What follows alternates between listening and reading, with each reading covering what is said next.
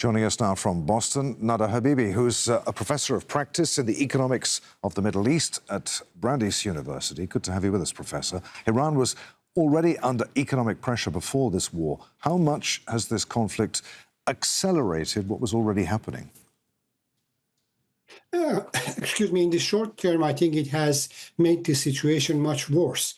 And your reporter already described what is happening in the country in terms of the disruption in supply chain and the loss of job, problem with inability of consumers to afford the price of many basic necessities, and disruptions that are affecting downstream industries. For example, the severe shortage of plastic, even for packaging. We just saw in Tauhid's report that the businesses are describing a squeeze from all sides, rising costs, falling demand. How sustainable is that, particularly for the many small enterprises in Iran? If this war with the current intensity continues for another 1 or 2 months, it would be very disruptive. Already it has been. But what will happen is that the ability of government to generate revenues from oil exports would be disrupted because of the blockade, and even after that, because many of the production processes have been shut down and short-term restoration would be impossible, and then we would see a significant disruption. One factor that has allowed some businesses to function is that government has not imposed price control. And the rising prices have created incentives for some producers to somehow acquire the inputs and provide certain amount of goods and services. We see, for example, food available in supermarkets, but at very high prices, rather than witnessing empty shelves.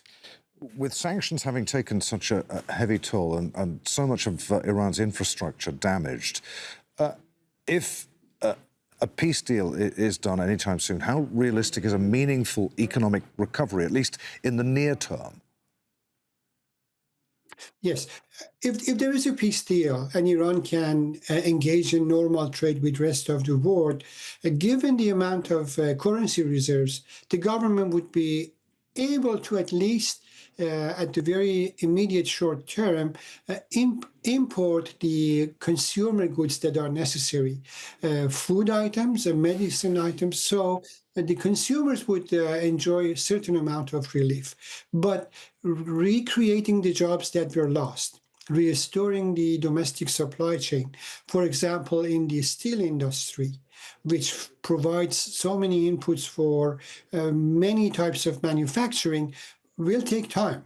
It will not be easy. It will take time, but peace is absolutely necessary if it can be achieved with terms that can allow government to restore So from what you're saying, this risks becoming a structural labor crisis, not just a temporary shock. How does the uncertainty around the ceasefire and the stalled talks now weigh on economic decision-making there inside Iran? How do businesses decide whether they can afford to invest?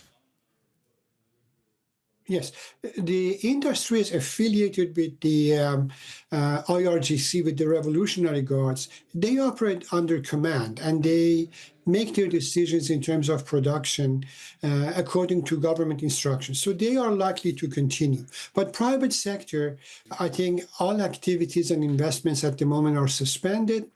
The stock market is closed. And this uncertainty clearly discourages both investment and economic activity. So we are going to witness a portion of the economy continue to function because of the heavy involvement of the government in certain industries. The Revolutionary Guards own about 1/3 of the productive units in the country, or by some accounts even more. So it's not complete shutdown, but the private sector would be in suspension until we have some clarity. Professor, it's been really good to talk to you. Many thanks indeed for being with us. Nada Habibi there in Boston. The